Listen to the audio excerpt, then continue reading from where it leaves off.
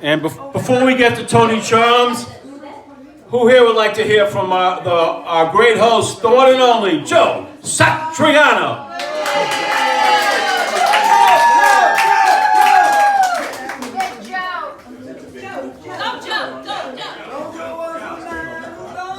Joe,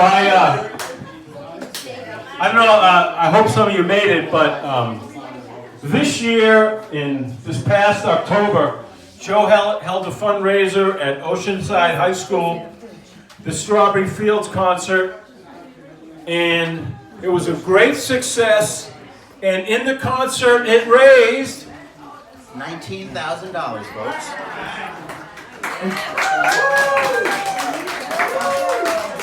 And Joe, I want to, for all our friends and all our folks out in YouTube land, Facebook land, tell us a little about the foundation and where it started and how far it's progressed up to date. Thank you, Howie. First of all, I just want you to know, see all these people that are here. They've come from miles around because of you, and your influence. As a matter of fact, even my neighbors came. Welcome. Came a long way. I hope it's worth the trip. Long way. Absolutely, excellent. Right, others came from further down the block. By the way, Joe is our stand-up comedian for the evening. Yes, and I do stand-up comedy, folks, but when I start doing comedy, people stand up and leave. But seriously speaking, and why start now? Right. No, well, I'll give you the Reader's Digest version because everyone here knows about my foundation. Named after my wife Susan, who had a 13-year battle with breast cancer and eventually succumbed to it in 2005. We were both high school math teachers. Please don't hold that against me. The best part about being married to a math teacher, Howie? Multiply twice. Thank you very much. We should take this on the road, Howie. Right. And Howie, did you know that the kids are born on the same day, 5 years apart? Well, I think that's awesome, and I think also what is even more awesome is one of your sons is living in the great city of Boston. Yes, he does hate it. He'll be moving back to New York real soon. No, he was forced to stay there, to be very honest.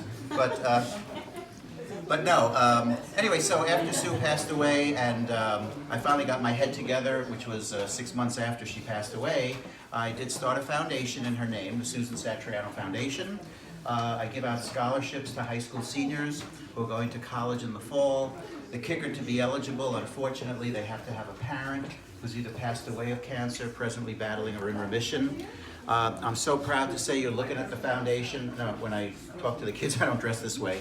But I think you should, Joe. I think that, gee, that guy is amazing. I'll never forget that guy. You light up my life. Thank you, Tony. So anyway, I'm so proud to say that you're looking at the foundation, and anything that gets done is done really out of gratis from wonderful people who want to help me get this thing done. And I'm so proud to say that after doing this for 14 years, I just reached $1 million in scholarships. All right, $1 million. To over 1,700 kids across the nation, which is great. And like I said, the best thing that I do, more than the money that I give out, is I do go and talk to every single kid.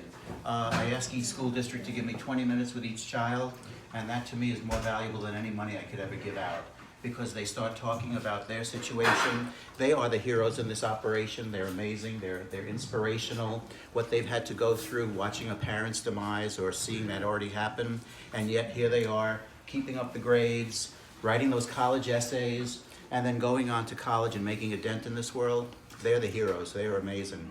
Matter of fact, 90% of the kids, and I do this because I'm a statistician, I'm a math person, about 90% of the people, the kids that have gotten the scholarship just so happen to do a give-back profession. They want to help others because they've seen how these professionals have helped their parents get through. So my heart goes out to them. It was a no-brainer to do this. After watching my kids go through it for 13 years. Joe, why don't we, what's really great, and I think something we should touch on, is some of these kids really do something really incredible.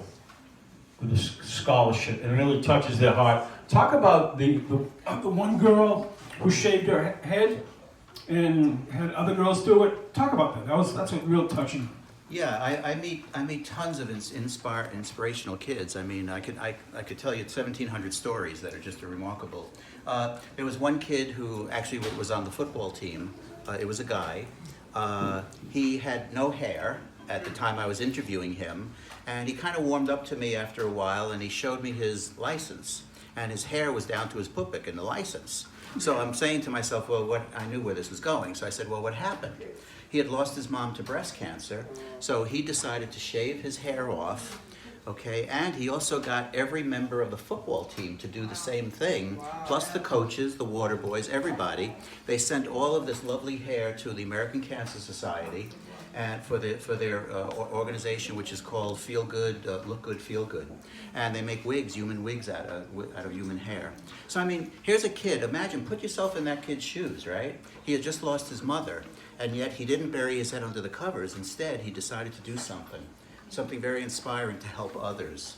I was just mentioning to someone today, there was a girl who I met who, she knew that her mom had lost her hair because of the chemo, and when the mom laid her head down, it hurt her back of her head. So she purposely, at senior year, took a sewing class and decided to sew pillows for her mom. Now, after her mom passed away, what she continued to do was sew these pillows, and she went to every hospital in the neighborhood and handed these pillows out to cancer survivors. I mean, these are stories that you can't make up, and it's amazing to think that, you know, these are high school seniors. They're 18 years old. They're not adults. They're young adults, but yet they're acting like adults. So, you know, it was a no-brainer for me to do what I do. I just happen to be the cog right now, but like I said, the heroes in this operation are the kids. And then, of course, I also surprised myself by actually becoming an author. Here it is. Ah, there it is, right there. What do you know? The amazing thing about that is being a math teacher. What do I know about words, really? But I can guarantee that was a joke.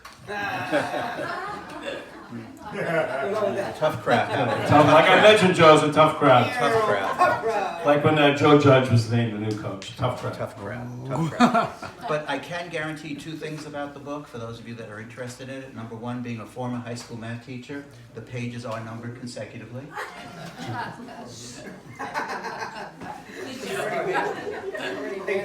I knew the words would confuse you enough. I didn't want the pages to. And the second thing, the hardcover version makes a much better doorstop. You know, stick it in between any door and any hinge. It'll keep the door open all day long. And actually, the third possibility is that you can actually read it too, which is possible. Or you can wait till the movie comes out. That's up to you. You know, and of course, I'm so embarrassed to say who's playing me. You know Howie. Oh, it's got to be Brad Pitt. It's going to be good looking. Brad Pitt. Yes. Brad Pitt would play the young Joe, and of course, the old Joe would be George Clooney, of course. You see. Right. See, George and I were separated at birth. George doesn't know that, actually, but anyway, and so I amazed myself doing that. And the best part of the book, truly, is that 100% of its proceeds goes to the foundation. And since the book's been out, the foundation's grown by over $20,000, so go figure. You know, I wouldn't necessarily be reading anything that this author wrote. I mean, I know him personally, but people don't know him as well as I do, and they get fooled and they buy it. But the other thing that I also am going to continue to do is I'm going to continue to write, because I am writing a second book, which should be out probably by Thanksgiving. I've been saying every holiday, it moves on and on. But last year it was Christmas, and now it's Thanksgiving of this year. Yeah, this one takes you to Sue's last breath. The next one will take you to from that moment on. And since we were both high school math teachers, Howie, you want to say the title of the book? I believe it's going to be called Aftermath. Did you all get that? Thank you. Anyway, so yeah, it's been a joy. I mean, writing, anyone who has any ability to write, it's very, very cathartic. Sorry? Someone? Questions, comments? Aren't you Coach Joe again? Joe again. There you go. Let me take that under advisement. No. But anyway, but thank you for the suggestion. Anyway, so it's been a joy doing what I do. I like to keep my foot in the academic door by helping kids, which is really what I was born to do. And the foundation has been just an amazing run, and I plan on doing it as long as I possibly can. All right, but we're not done yet, though, Joe. Oh, we're not? This is Joe's house. This is Joe's time. So we're gonna make it a little more entertaining. You know what I'm saying? So we're gonna tell one more story.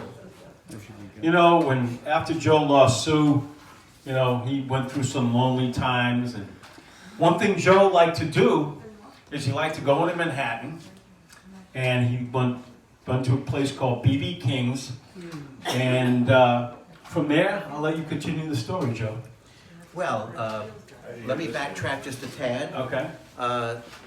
Sue and I had seen this group called Strawberry Fields. They were the original cast members of Beatlemania on Broadway back in the late 70s, early 80s. And then the first birthday that I had after Sue was no longer with me, my friends saw how depressed I was. They took me to B.B. King's in the city. Lo and behold, who was performing there? Them. That was the first of 17 times I've seen them. The fifth time I saw them, I gave them books, t-shirts, pins, things like that to tell them thank you for getting me out of the funk I was in. And the seventh time they saw me they called me backstage and they said they would love to do a benefit concert. That was 6 concerts ago. That was $120,000 ago. They're an amazing, amazing group. Strawberry Fields, many of you attended it. You can speak for it yourself. I think everyone walked away feeling pretty good.